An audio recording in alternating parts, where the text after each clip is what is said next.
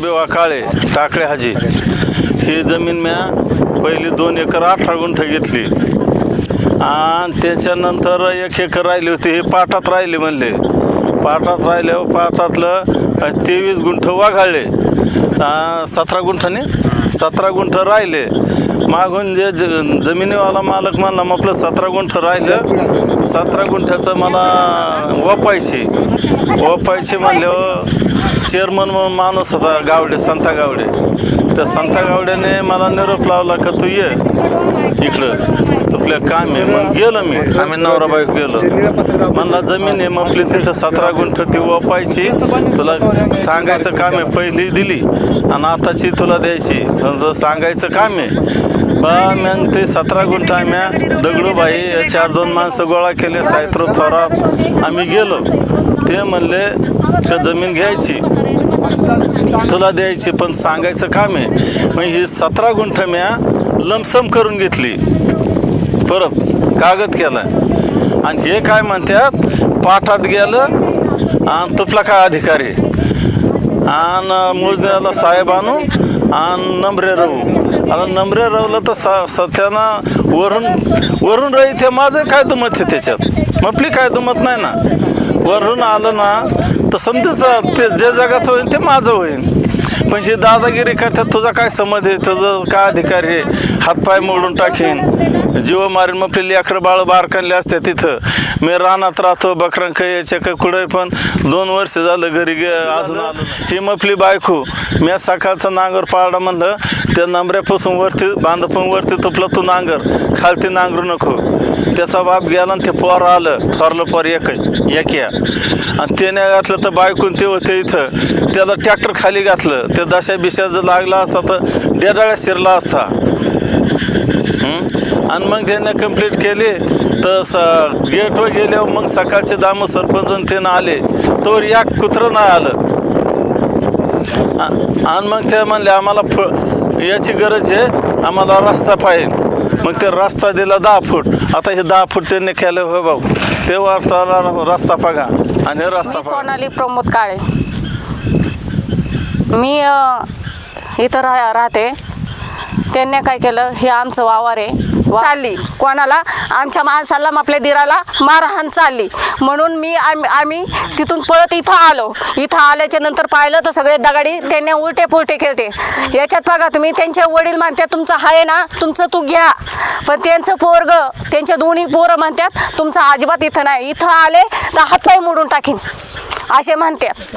हे आमचं इथं वावर आहे. आम्ही आमच्या वावरात नाही येणार मग कुणी का जाणार. त्यांचे आई बापा म्हणतात हाय तुमचं घ्या म्हणतात. कालपर्यंत ती बाई म्हणली तुमचं हाय ना बाई तुमचं घ्या. कालपर्यंत बोलली ती. कालपर्यंत बोलत होती. ते नवरा बायको असे म्हणतात आणि ते पोरं तर काही येऊन देते नाही. मग करायचं काय आम्ही. पोरांनी मारहाण केली. मला इथं धशामध्ये घातलं. मग आपल्या सासूला पण घातलं धशामध्ये. आम्हाला दोघींना त्या धशात का तर ते नंबऱ्या पाडायचं त्याच्यावरला कोणी आमचं मग ते काढा नंबऱ्या पाडला. हे माणसं ह्या माणसांचं ते असं पण आहे आणि असं पण नंबरे आहे आमचा. ते पाडायचा लय वेळा प्रयत्न केला. ते नंबरे पाडायचा लय वेळा प्रयत्न केला त्यांनी. पण त्या माणसाने पाडून नाही दिला. आणि आमचं इथं कोणी आम्ही बसतो रानाची वस्ती आम्ही जातो बकरांक. इथं कोणी पागायला आमचं कोणीच नाही. मी प्रमोद भालचंद्र काळे राहणार टाकळी तालुका शिव जिल्हा पुणे. आमचा हे शेतीचा गट नंबर आहे 978.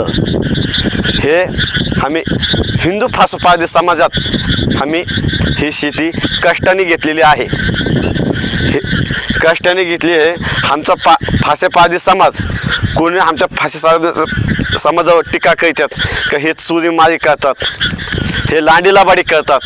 मग त्याच्यामुळं टीका आमच्यावर पडावं ना म्हणून आम्ही हे का कष्टाने घेऊन आम्ही शेती करून मेंढपाचा धंदा करून आम्ही समाजात इज्जतीने जगायचा प्रयत्न करतो. का बा आम्हाला का नाही नाव आम्ही का आमचा समाज आहे एसटी कॅटेगरी हलका समाज आहे. बा कुठेतरी बदल झाला पाहिजे आमचा.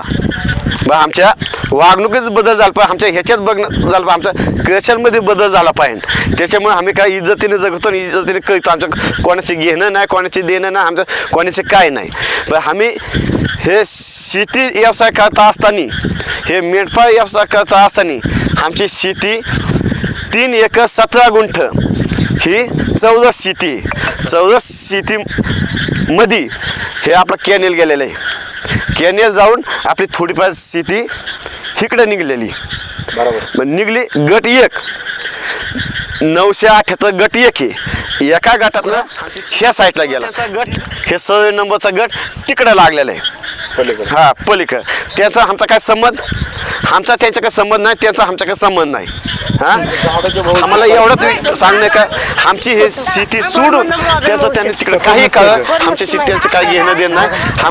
आमच्या इथं झाडे होते. समाज काय म्हणतो, शासन काय म्हणतो की झाडे लावा झाडे जगवा.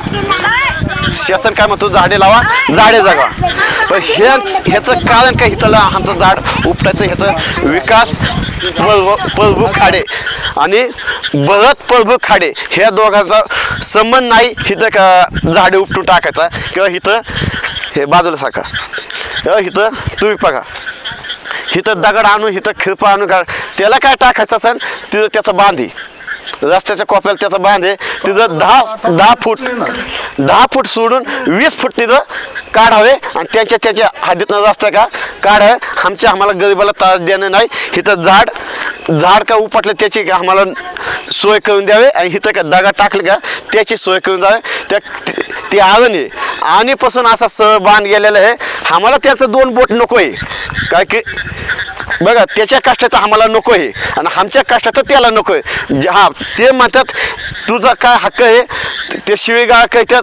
तुझा काय पाटाच्या खाली तुझा समज पाटाचं वर आलं तर तुझा हातपाय मोडीन शिवीगाळ कहतो. आमच्याकडे जाती भीतीहून जातो, आमच्या जाती भीतीहून शिवीगाळ करतो ते आम्ही सण करतो. तर अजून आम्ही जाती भीतीहून त्याच्यावर केस केलेली नाही, आजपर्यंत केलेली नाही का शिवीगाळ दिलेली नाही. त्याची शिवीगाळ आम्ही ऐकून घेतो पण आम्ही का त्याला शिवीगाळ करीत नाही. पण आम्हाला न्याय द्यावा. इथं झाड होतं त्याचा न्याय द्यावा. आम्हाला का जाती भीतीहून शिवीगाळ केलं त्याचा न्याय द्यावा आणि हे का उचलावा आणि त्याच्या सोयी त्याच्या ह्याच्यावर टाकायला आम्हाला त्रास देणे नाही त्यांनी. मला पोलिसांना एवढीच अपेक्षा आहे का मी त्याला त्रास देणार नाही.